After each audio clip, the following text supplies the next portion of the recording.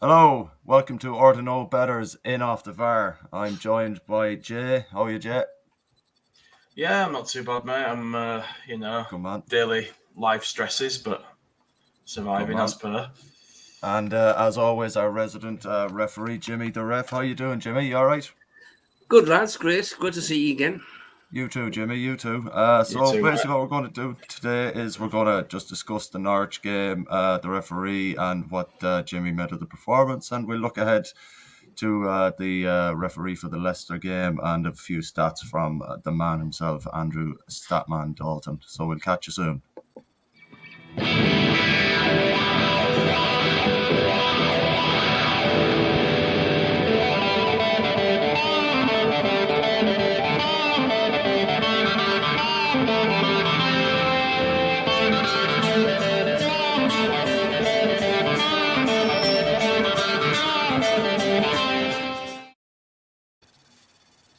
Well, lads, so we'll get into the nitty gritty of it, Jimmy. It's good to see you again. Good to see you. Good stuff. So, look, Jimmy, what was your overall thought on the game on Sunday against Norwich? How do you think we played in general? Andy Taylor was the referee. I thought overall he did a pretty good performance. He's a top class referee, on his day, and you certainly couldn't fault him for anything he did wrong in the game. I thought he was good for both sides. He kept a tight rein on the game. He allowed, a certain amount of advantage when it was needed, and that. I thought he did very well overall. I thought it was a very good performance, solid performance. He's a no-nonsense referee, and that's the way it should be. And he treated each team, on an equal basis. That's true. Yeah, and like at the same time, like you're very right in what you're saying. It was a tight game. Like I there was a lot of fouls in favour of Norwich. Like we made 23 fouls to their 14. Do you feel it was that kind of a game, Jimmy, or was it making it a bit stop-start? Like, well, he was very conscious, Anthony Taylor. It was, a 6-pointer really. This game, it was a must-win for both sides. He was very conscious of it, and there was always going to be a physical element to the game, and that, and you will allow a certain amount, and of course, with the change in the law with the tackles this year, you will allow a certain amount of physicality in the game. I'm not condoning what happened in the Wolves game and Rafinha. That was an absolute horror tackle that wasn't dealt with. But with Anthony Taylor, he allowed a certain amount go unpunished, and he punished, he let both teams know that he was there. He was there to do a job, and he done it when he was required to do it. A lot of petty fouling in it. I thought every free kick he gave was justified. I don't think you could fault him in any way for his performance. He is a good referee, and on his day, he's probably one of the best in Europe. Do you think... sorry, Jay, go on. I don't remember many specifics from the game now because my memory's terrible, but I remember thinking that he was quite harsh on us and let a lot go for them. Have I imagined that? Or... No, Jay, he didn't. Leeds were under an enormous amount of pressure to get something more than a draw out of this game. It was a must-win for them as well. And he knew there was pressure on both sides. So that pressure kind of heaped up upon him. And he was very conscious of it. And his assistants were very conscious of it as well. So he set out his stall at the start of the game. And he continued right through to the end. You may think that he was a bit... nitty-witty picking on Leeds, but he wasn't. Some of the fouls that Leeds committed quite a few of them he let away without punishing them via card, and that it was that kind of a game. And because he also has a common sense approach, a lot of referees don't have that, and he has a very common sense approach, and he allowed a certain amount to go unpunished. But when he brought it back under his control, that's what he does, and that's what made it for me that he was a good game. He did nothing wrong. I thought for both sides he was solid, and there was no messing or no nonsense. So, as a ref, when you know it's an important game for either team, does that put more pressure on you to do a good job? It does, yeah, because you're very conscious of both sides, and they're going to be hyped up. and your pre-match discussion with your officials, that you'll sit in the dressing room, you'll talk to them, you'll tell them what's needed of them, and you'll all concentrate, for about 10, 15 minutes before you go out onto the pitch on what's needed and that. And you will have a frank discussion about, the pressures. Have you been involved with these teams recently and that? And you go through all the players really, to look out for that, can cause a little bit of hassle. And you discuss individual players. And you're very conscious from once you go out onto that pitch that you're in the limelight. But what you try and do is take the limelight away from you. You don't want the papers, talking about the referee. Yeah. The referee should never be the focus of any game whatsoever. And I thought Anthony Taylor did so well that I didn't read anything about him. I thought he was very, very good, very competent. I was just going to mention that, Jimmy. You're right. I didn't read or hear anything. Usually after a game with the pundits and stuff like that, you kind of get a bit of there might be one or two digs at the referee here and there, but there was no complaints in the studio about him, and there was nothing that I read online that said he had a bad game. I just thought with the amount of fouls that he gave against us, I thought maybe he wasn't letting the physicality of the game, like we've seen in recent weeks, come into play as such. Well, that was the pressure that was on him. That if he allowed the physicality that we have seen come into the game, which is a good thing, if you allowed that in this particular game, because it was a high pressure game for both teams and for all the officials, it could have got out of hand very, very easily. In the first 10 minutes, you could end up having maybe 2 red cards if because the pressure was so much on them. He took the action when it was needed. And he was saying to both teams, I'm here and I'm going to do my job. I want no messing. And that got into the players' heads. They said, well, this guy, step out of line and we're going to get a red card. So we'll bring it down a couple of decibels. And that's what both teams did, because they knew that he wasn't going to mess about. And I think because of that, he stood out for me. And, the written media will not refuse ink. And I didn't read any paper, anything whatsoever about him. So that tells me that, he had a good game. They weren't mentioning the referee. He made no mistakes. I thought he had a very, very good game, and his officials had. I think sorry, Carl. I was just going to make a comment there. I think that the hardest tackle that he didn't have to deal with was Rafinha on Bielsa at some point. I like that video on Twitter where it just shows Bielsa doesn't even blink as it comes towards him. It's just ice cold. Crashes into him. That's it. It's absolutely brilliant. And he got up and had a bother on him, dusted himself off straight away with sound. But you also have to look like at the ways the media can destroy a referee's performance. In a couple of comments, and certainly the pundits, didn't speak. Really, I don't think they mentioned Anthony Taylor after the game. Like that. To be fair, they did only do about 5 or 10 minutes at the end of the game because they were going over to the Spurs and that lot game. So, but even then, in that 10 minutes, you'd definitely have heard some complaint about the referee if they felt there was one. Well, you normally do. Some pundits are always going to come up with something about a referee. I've watched Anthony Taylor quite a few times, and I've always found him to be a very, very decent referee. Yeah. He doesn't favour anyone, which no referee should do anyways.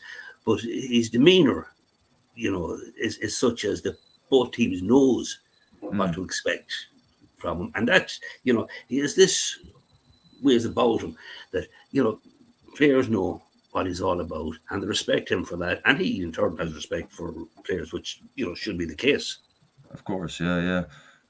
Overall, Jimmy, if you were to assess him and go in at full time, because we over the few pods we've established that a referee won't go, or an assessor won't go in at half time. But at full time, would you have given him any negative feedback in any way, or would you have tried to just be as positive with it as you could and mark him fairly? Like, well, we know negativity during the debrief, as it's called, with him because you couldn't because he'd done nothing in the game to bring attention to himself or anything to upset the flow of the game.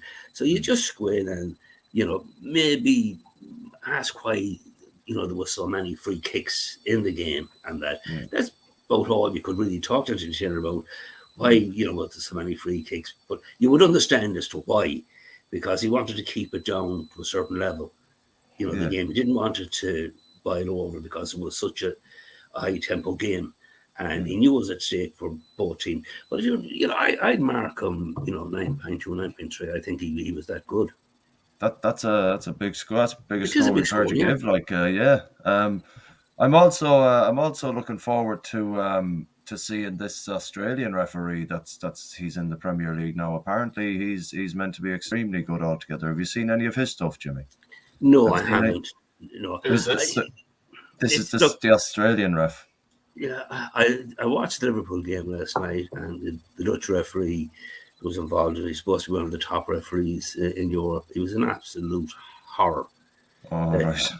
Absolutely, totally out of his depth. And I shouldn't be saying things like that, but it was totally out of his depth. The sending off was justified. It was ruled as violent conduct. There was two issues in the red card. One was with the kick when he tripped him, and the other one, his foot came down on his heel. But he was going to, the mistake he made, he was going to give a yellow card. And I have a feeling that VAR interceded and told him it's a red card offence. It's not a yellow card. It's a red card offence. Now, this thing that the pundits were saying was because he didn't come back when I know they've seen it. Oh, yeah. When the referee got that's absolutely rubbish. The referee doesn't have the right to call a player back or admonish a referee from a distance. If the player doesn't, the referee walks towards the player, he keeps arm's distance from him. You don't start shouting at a player, come over here. You walk towards the referee. Yeah. But I'd say it was VAR who said, we've looked at it, it's a red card offence. And do you think that get his back up with it? And that's maybe why he was acting the way he was towards the player, because VAR overruled him. I'd say so. There could be a bit, but his overall performance was very poor. There was one instance where Mane was knocked to the ground. It was a body check. The player had his hand on his neck as well, and he gave Mane a bit of a talking to for going down a bit softly. That was a yellow card offence. Yeah. His overall performance was pretty bad, but he was fortunate to get away with it because that Madrid side was out to do harm, and given the opportunity, they would have done it. Yeah. That brings us on nicely, Jay. You have a question there. That last comment from Jimmy brings us on nicely to what you wanted to ask him there. Oh, what, the Wolves game one? Yeah. Yeah, I was just going to go back to that because I was just interested in what you thought about that tackle on Rafinha because we've not really had a chance to really talk about that. And it's one of the things that stood out recently as, to me it feels a bit like the one where, it feels a bit like that. It's arguably worse than that, but nothing's done. There's no consistency, is there, with these sort of decisions? So why do we always seem to be on the receiving end of them? And what do you think? Yeah, I just can't understand. It reminds me of a chap I knew some years ago. He passed away now quite a long time. He was coming down my road, and there was another neighbour building a wall. And he stopped. He was smoking a pipe, and he looked at the chap who was building the wall, and he says, "A blind man on a galloping horse wouldn't see all the mistakes you're making." And that reminded me of that referee that was in the Wolves game. He was absolutely out of his depth. That was not a yellow card offence. It was a leg breaker. It was a straight red card offence. Yeah. VAR should have, and not only, I'm not going to blame VAR, I blame the Premier League executive, because they also have a policy irrespective of what VAR does on the day. They look at incidents like that. Yeah. And they have the right to visit it. That was a leg breaker. Yeah. Now, only virtue of the fact that Rafinha was kind of in motion and there wasn't enough contact to do real damage to him. That was a difference in getting his leg. If he was stationary, that his ankle was gone. Oh, yeah. But that doesn't come into it. It was a rash tackle. His boot was high. It was off the ground. His studs were showing. There are all the criteria that's needed for a straight red card. Yeah. That's what I thought. Size wasn't in control of that tackle at all, Jimmy. Not at all. At no point. You actually, in a situation like that, you don't actually have to make contact. But to play Well, no, we've seen that before, haven't we? We've seen that before. Yeah, well, if the intent is there, it's enough for the referee to make a decision on whether it's a red or a yellow card. I've seen referees give red cards for intent. Yeah. And that's the way the game should be played. Yeah. Of course it should. I actually texted you on the day from the game, and I even said to you, I was like, that the ref has lost this one. Like he's completely lost the plot with that tackle. He absolutely lost it. I just couldn't believe it. You know, some of the decisions that he made. He seemed to be down a little bit more on Leeds. Yeah. Than well, we get that a lot. Well, I know. Well, Leeds, had that reputation that followed them from the 60s, but he just seemed to make that a bit obvious, which was rather strange, and that because being in the limelight, and I'm certain sure that he would have got a severe rap on the knuckles after it, because no assessor in the right mind would go into a dressing room after a game and sit down and not confront the referee, with the amount of mistakes that he made. Do you think you'd hope not. You'd hope not. But with the Premier League, someone probably went in and said, "Well done today, son." Put his arm around him and said, "Great performance." But Jimmy, the thing is as well, like what you're saying is correct, but you also wonder, did they actually say it? Because if they did, then it would be in his report, and the retrospective action probably would have happened. So maybe would the assessor have questioned him on that particular decision in the dressing room? Well, Mike Riley is the chief assessor, and in his time, Leeds United, he wasn't very favourable towards Leeds United. So, when it comes to assessing a referee that's involved with Leeds, I'd say he could have a different view. Look, maybe I'm a bit disingenuous towards Mike Riley, but I'd say whatever assessor went in would certainly have words with him over it, and he would put it into his report. Now, what action can be taken? He may be dropped from the Premiership for a week or two down to the Championship, or even down to League One. I remember the first coloured referee. He was a former police officer, Uriah Rennie. Yeah, he was a brilliant referee, in my opinion. But he made one horrid mistake in a match, and it was made so public. He was demoted down to the First Division. It didn't make sense. Yeah, I remember that. Yeah, and some of these guys now, back-to-back games, and they make absolutely horrific errors, and there's not really much action taken. You can look at it a couple of ways. There's not that many referees coming through the ranks. It's a worldwide problem with referees, and the pandemic has absolutely, thrown us into total disarray. Even here in Mayo, where I come from, some referees are aging. They're, at junior level, they're in their 60s, 70s. There's no younger people coming to. We're not getting people that's qualified to go into the School of Excellence. I cannot say at the moment that we have any young referee that's capable of going into the School of Excellence, where they've gone to the Electricity League and then on to UEFA League. We've only had one in recent years, and that was Damien McGrath. Yeah. And of course, Damien went on to work with a group of Scottish officials for about 5 years. He did Champions League, World Cup qualifiers, and that. He did the Euros.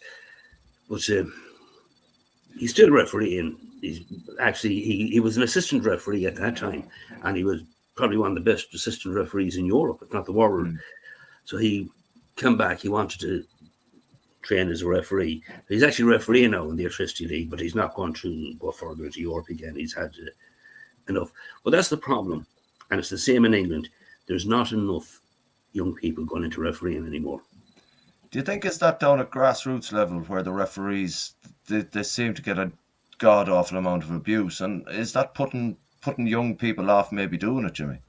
Well, that's a huge problem, and that is the nuts and bolts of it. That's where referees have to start at grassroots level, and it depends on the assessor how you grade them as they're going, and recommend them then to the School of Excellence, and then they can go further with their career on that. But it is down to abuse, that referees are getting from, especially parents. I've seen incidents, Celtic Park, where referees get absolutely unbelievable abuse. I actually got a bit of stick there a couple of weeks back. Celtic were beaten by Camaros 11-1 Jesus, in the Super League. in the Super League. Yeah, Right. Jay, this never heard of. That's unheard of, Jeff. You know the But on the football Saturday back home. night, on the Saturday night, I was out with a friend of mine, and 4 of their top players was in the pub, and they went on to a party. Jesus Christ. 4 or 5 o'clock in the morning, and I was at the game. The referee got absolutely slated. Right. Absolutely slated. Now, the referee that was doing the game, John Moreau, top referee. John is no nonsense referee, local lad.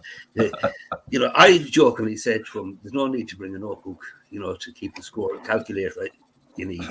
But on the Monday, I went on the radio station, and I said quite truthfully that there was a drink culture involved with Castlebar Celtic, which there is.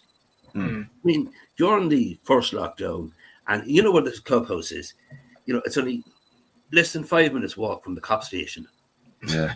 And this was during the lockdown. The beer was flowing down. As a matter of fact, there was one full of court just outside the cop station. It was absolute. This is about 3 o'clock in the morning. Oh Christ! Yeah. But this is a fact. But I got absolutely slated over the comments I made. Yeah. A lot of reports came in to CRC about that, but I only spoke the truth. But the referee got slated as well. Yeah. Absolutely, because the referee made a decision. One of the players that was on the pitch, he reeked of alcohol. God. So the referee went over to the manager and he said to the manager, he says, "Take him off." He says, "Or I'll send him off." And the referee was 100% right. Now, quite a few people heard the conversation between the manager and the referee. And after that, the abuse was horrendous. So, some of it very personal. Absolutely. There's only 2 referees that can actually referee in Celtic. One is Damien McGrath and the other is John Moreau. Yeah. Because they will not take it. Why is that? Because they just get abused too much. Anyway. Because the abuse. The Damien McGrath is the lad I spoke about who was on the UEFA and FIFA panel. Okay. He won't take abuse from anyone. John Moreau, the other lad, John, I had him in the School of Excellence, but he pulled out of it.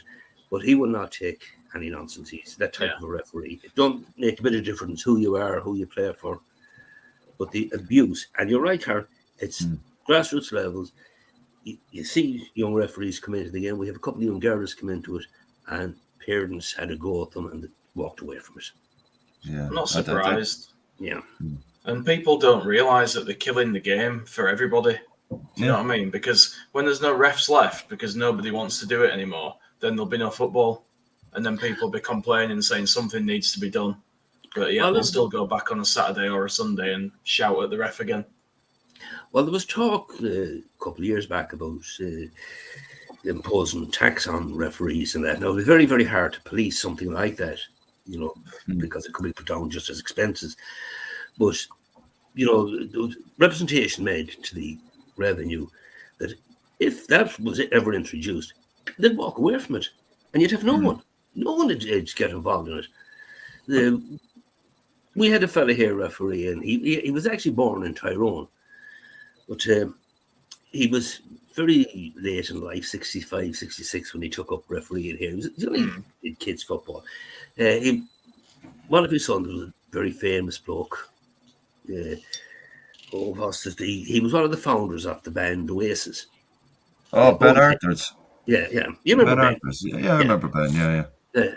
Ben was a gentleman. Absolute top referee. Ben didn't have to run that very far because he could read the game inside out. But yet, the abuse that he got and the filth that came from the sideline, called him an orange git, and because he came from Northern Ireland originally, it's disgusting. Yeah. See, shouting is part of the game, shouting stuff, but being personal and just being downright nasty, there's just no call for that. Well, Damien McGrath once told me that, if you're in a stadium where there's 30, 40,000, you can't hear it. All you can hear is shouting. But you can't hear the individual abuse.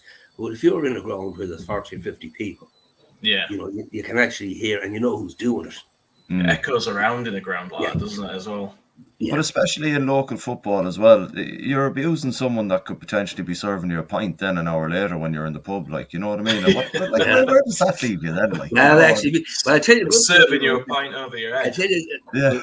when before John took up refereeing, I was still refereeing, obviously, at the time, and it was a cup final, and he was never a good footballer. John, a hard man, but very physical. But he plafted into a player, and no red card. It could have been a handcuff job. It could have been arrested on the pitch. But someone said to me at half time, why didn't you send him off? And I said, well, how could you send your best barman off? That's exactly it, like, you know. So I got a couple of free beers that night off. To be fair, like when John went into refereeing, like, I played football with John and against John, and like, to say that he was going to go refereeing, everyone just shook their head and went, he's mental. How is he going to last as a referee? He on the football pitch as a player, he had the hottest head I have ever seen in my life. Yeah. But then he's totally the opposite when he's a referee. It's like really? he found his calling within football. Like, I got him a spot on the FAI Cup final this year, and he was made up. He never thought that he would, get that because other people have been refereeing way longer than him. But I had good faith in him. He actually did the quarter final of the competition up in Galway, and he had such a good job on it. I recommended him for the final, and he was very good, absolutely brilliant. Yeah. But he's one of those referees that everyone knows what he's about, and he just don't care who you are. If you step out of line, you're going to be punished, whether it be red or yellow card, and that's the right way to do it. Yeah, he's right. Look, we'll move on a bit from there now. Obviously, we don't have Statman with us tonight, but he's kindly sent me a few stats that I'd like to read out. So the first one he sent me over is Jack Harrison needs one more appearance to join level with Andy Hughes. I really didn't realise that Andy Hughes made 139 appearances for Leeds United. I didn't. That's insane. It's amazing. Yeah. Click is only one off joining Beckford on 152. Now, I'd like, be fair, I thought Beckford made a lot more than that. Like, but Calvin will join level with Joe Jordan on 222, and Stuart Dallas goes on to 242, level with the Aussie that shall not be named. We don't name that Aussie that went to Galatasaray, Jimmy. So we don't do that. We certainly don't. No, we do not. Should Dallas score on Sunday, he'll become the first ever Leeds player to score in 3 consecutive league games versus Leicester. And we've only lost 1 game in 5 versus Leicester on a Sunday. So there you go. How do you think? Do you think it's going to go all right on Sunday, Jimmy? We'll just get a quick view off you before we move on to the next referee. Well, look, I don't know.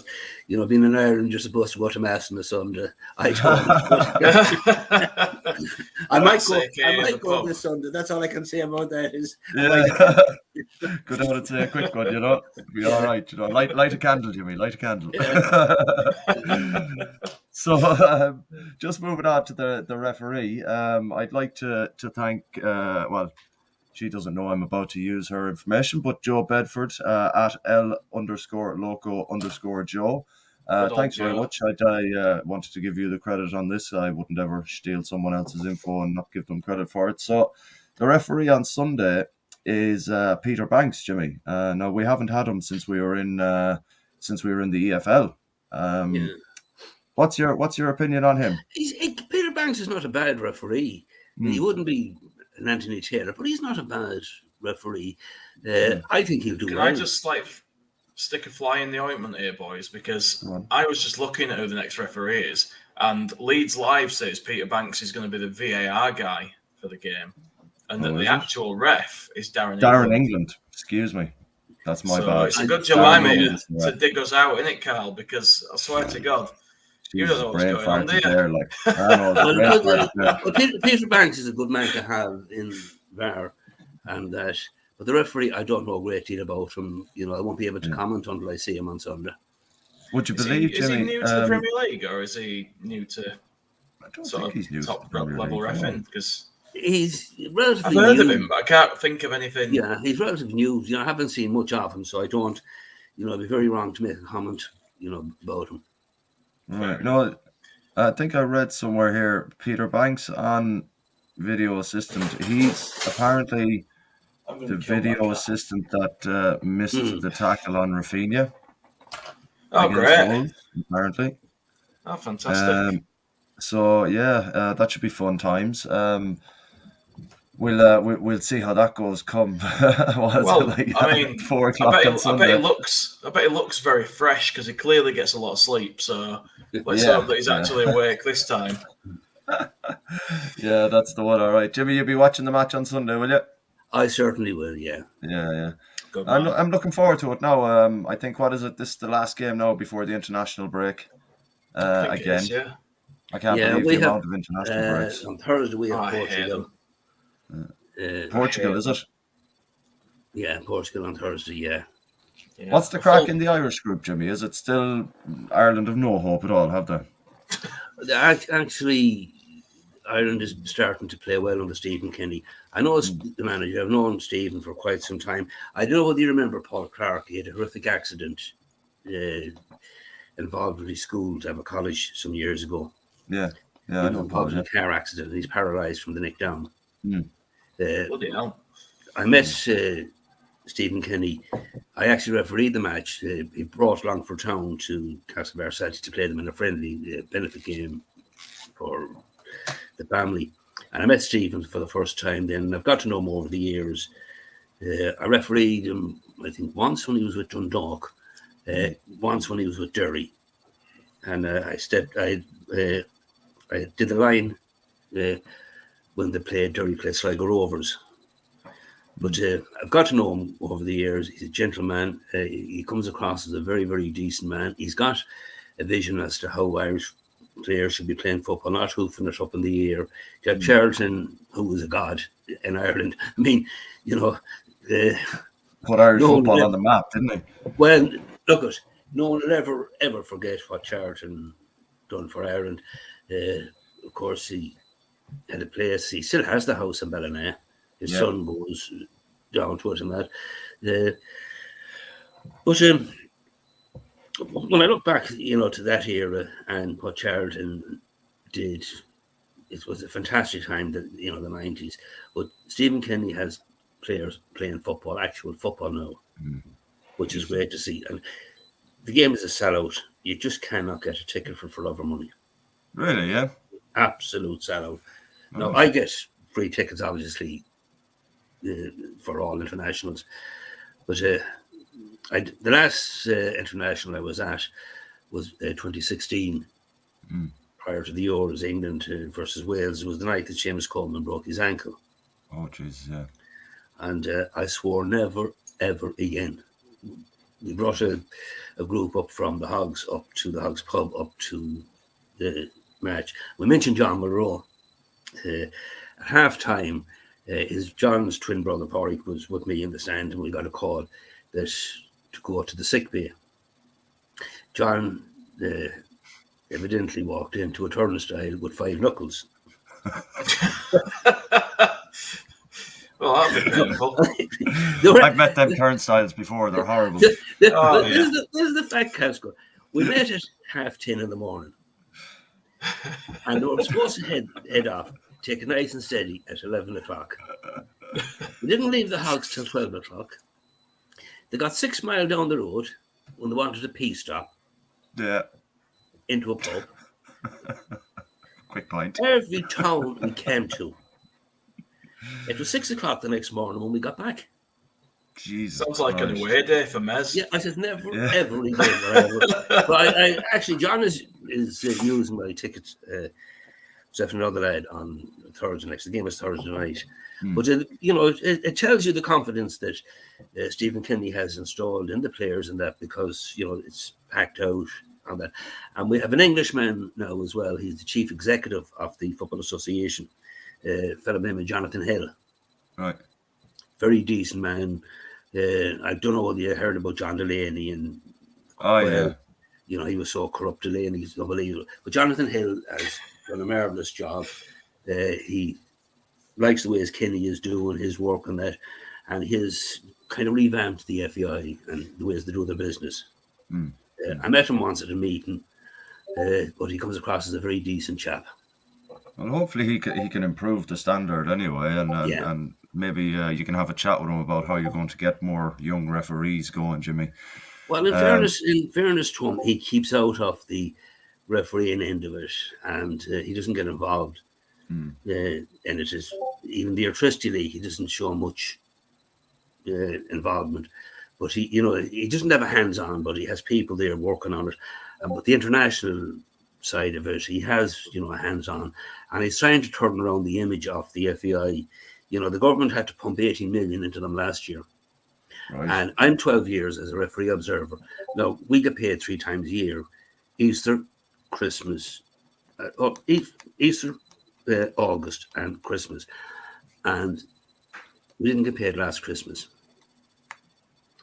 And the reason we didn't get paid last Christmas was because after the government pumping 18 million in to keep them afloat, they obviously sent in revenue to look over the books, and an accountancy firm, one of the top firms in the country, and they discovered that we should have been paying tax. There, I think it might have been. We should have been paying tax.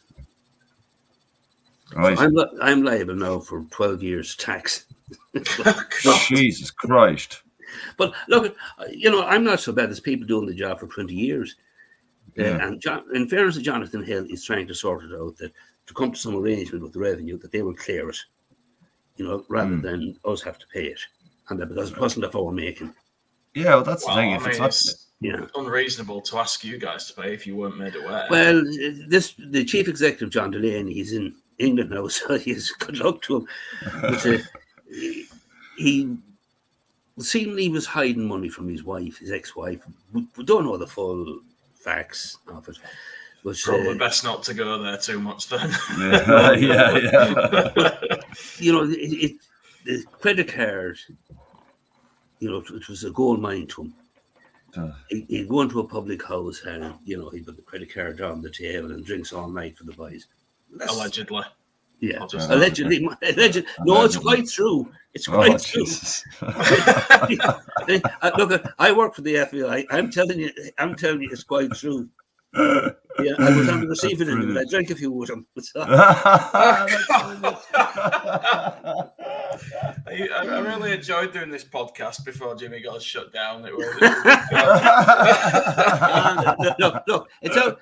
It's out in the public domain. fair enough. It's not something that I'm making up. It's in the public domain. The courts are involved in it as well. They're looking for documents and all that type of stuff. Everyone, the dogs in the street knows what went on at the time. Anyone that travelled abroad to a match and came across him, he was very decent. But there was a side from that I liked. I always say, without his input into grassroots football, you wouldn't have the grounds that you have. Carol, I tell you, Jay, you travel around. It's not a huge county, this county, but the clubs own their own grounds. They have stands, huge dressing rooms, and all that. And it was all down to him. All right, okay. It was all down to him. So he did a lot of good things, but the other things, has overshadowed that. Yeah. Well, look, we're at the end there now, and what I'd like to just say before we hit the road is thanks very much, Jimmy, for coming on again. I enjoyed it. I enjoyed with the when you asked me on. We'll be back on again next Wednesday or Thursday with a ref update from the Leicester City game. Hopefully, it's a positive result. Yeah. Well, I hope it's a positive result. If we get 3 points on Sunday, we can start looking up. Absolutely. I go to church and I light 2 candles, one for the referee and one for Leeds. There you go, Jimmy. That's the stuff. That's what we like to hear. And one for me as well, so I don't drink too much. Don't bother for me. I've got no intention of moderating myself. Thanks very much, Jimmy. Cheers, guys. Take care. Bye bye. Cheers, Jimmy. Have a nice evening. It's gone. Yeah. Thanks a million for coming on, but No appreciate worries, it, mate. and No it was good to worries. see you. And Yeah, I'm you sure I'll too. probably see you for a pint on Sunday at the game anyway. Absolutely, pal. Absolutely. Perfect stuff. Good stuff, man. Catch you later. Adios.